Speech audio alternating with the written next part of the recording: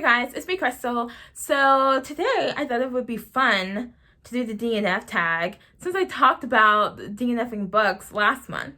So there are 9 questions, and the last question, the tag yourself question, and per usual, I always tag myself. Feel free to tag yourself if you make videos or blog or something, and let me know if you do. And let's get started. So I'm going to link the video I watched below, and then I will also find the original tag creator video and link that below in the description box as well. So let's get started. The first question is, do you DNF? And yes, of course, I DNF, or not be doing this video. And if you don't know what DNF means, it means did not finish. So do I not finish books? Absolutely, of course. Question number 2, I'm gonna look down because I have the questions down. So question number 2 is, if you DNF a book, does it count towards books read for the month? And no, it does not. I only count books that I finish or almost finish. So I feel like if I read 80% of the book and then the last chapter, if I want to count that book read, I can, because it's my time, and I feel like that's enough of the book to read to count it as read. But otherwise, if I read, 50 pages, no, I don't count the book. 25 pages, no. And mostly, I won't even count a book that I just skimmed, but I do have one book that I skipped probably most of the book. It's just the way the book was formatted. It was like you had your regular narrative, and then like that took place in the past, and then you had the narrative that took place in the present. And I read like the first 50 pages and the last 20 pages, and then all the pages in between I just read the present day narrative. But that's the only book I've counted as read that I did that with. Okay, question number 3. Is there a difference between DNF and just putting it down for a bit? Yes. Every once in a while, I'm not really much of a mood reader. It's kind of like I'm either going to read the book now or I'm not going to read it at all. But every once in a while, I do read a book that I'm like, I'm not quite feeling this book, but I still want to read it. So I will put it down and pick it back up later. This only happens, I don't know, a couple times a year. But if I put the book down and I have no intention of picking it back up again later, or I don't want to read it, I'm not feeling the book, whatever, I consider that a DNF. Like, I tried to read it and I couldn't get into it, and now I no longer want to read it, versus I tried to read it, I'm not really feeling it right now, but I still want to read it. Question number 4 is, what popular book have you DNF'd?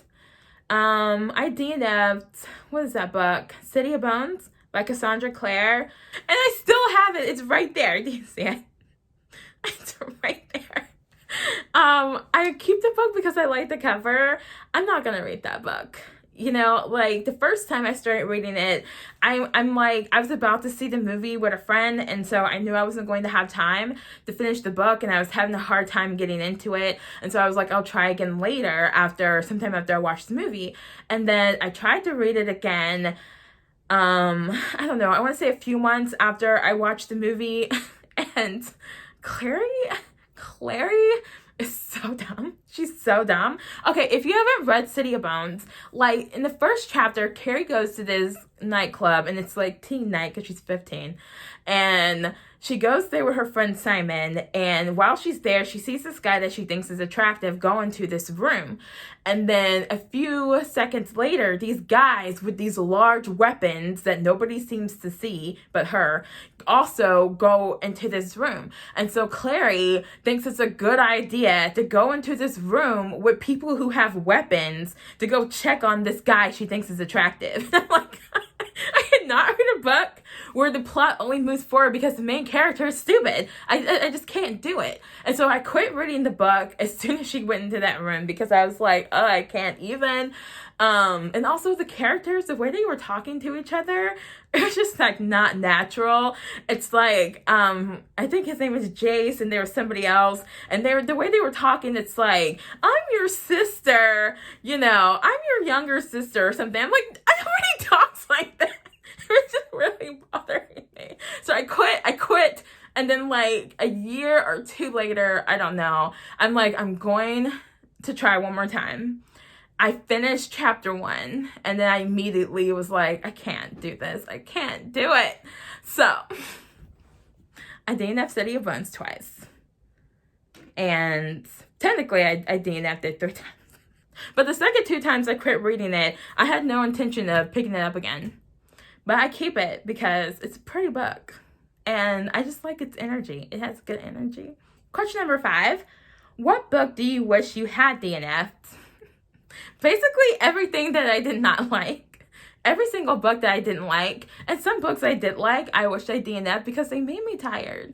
You know, like I think I talked about this already, but I wish I had DNF'd Uprooted because that book was so dense and it was so overwritten, and I really didn't enjoy the first 60 pages.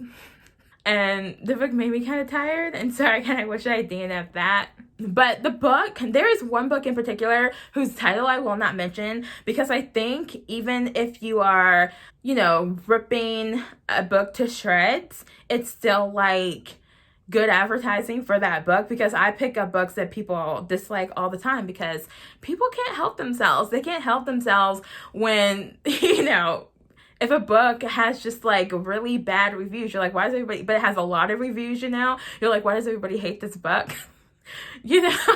Just like if your book has a lot of really good reviews, you're like, why does everybody love this book? So I'm not going to mention this book's title, but there's this YA paranormal book that I read, 3 years ago now, and I hated that book so much. I would have burned that book if I had a fireplace or a fire pit or even a grill to burn it on at the time. It actually would have been put in my trash can, but my trash can was full at the time, so I put it on the floor beside my trash can.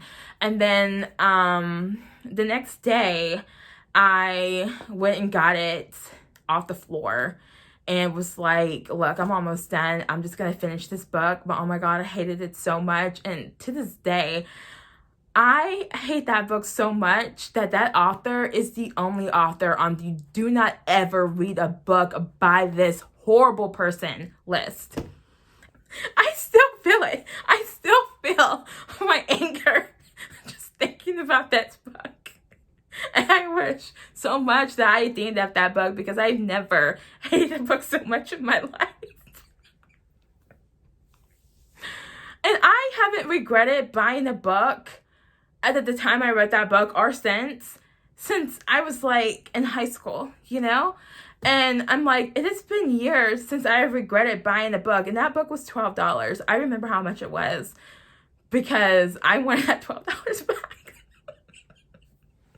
And this includes books that I've given away that I've never read. This includes books that I read and did not like. This includes books that I've read and hated. I hated that book so much. I wanted my $12 back. And I still remember how much the book was. And I regret it so much. Because look at what it's done to me. It has left me with this dark shadow. And I hate it so much. I want that book to die. Question number 6. Do you ever attempt to read a DNF? Has this ever been successful for you? Yes. Yes, I have attempted to reread a DNF. No, it has not been successful. But I just talked about it. City of Bones. I did try to read it again.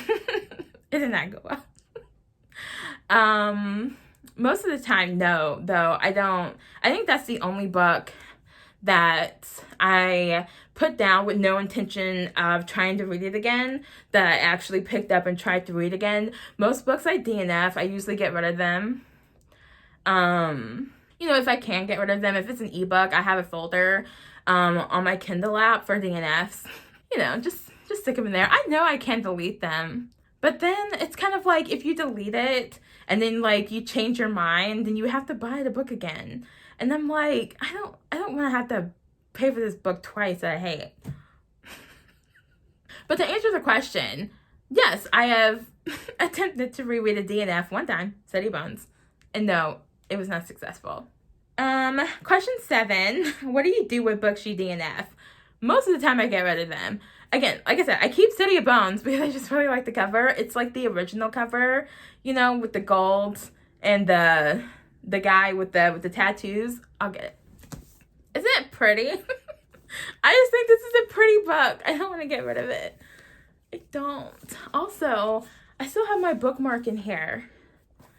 Which, I mean, I think I've mentioned I used to make bookmarks for all my books.